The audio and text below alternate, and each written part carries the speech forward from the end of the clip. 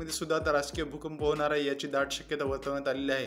असे राजकीय भूकंप अनेक राज्यामध्ये होताना आपण पाहिलेले आहे, पण आता यावेळेस राजकीय भूकंप खूप मोठा असणार अशी सुद्धा माहिती मिळालेली आहे। बिहारमध्ये हा राजकीय भूकंप बिहारचे सध्याचे मुख्यमंत्री नितीश कुमार हे घडवून आणणार आहेत अशी सुद्धा माहिती मिळालेली आहे। हा राजकीय भूकंप जर झाला तर बिहारमध्ये राजद, JDU आणि काँग्रेस यांच्या आघाडी सरकारला मोठा धक्का बसणार आहे याची माहिती मिळवण्यात आलेली आहे।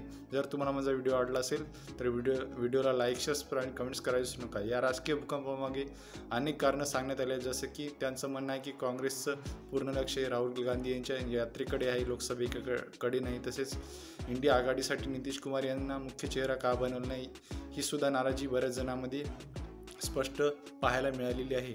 जर या घडामोडी जर अशा सुरू राहिल्या तर येत्या रविवारी बिहारचे मुख्यमंत्री म्हणून नितीश कुमार BJPच्या सहाय्याने मुख्यमंत्री होऊ शकतात आणि तसेच सुशील मोदी यांना उपमुख्यमंत्रीपदाची शपथ देण्यात येऊ शकते अशी सुद्धा माहिती मिळालेली आहे।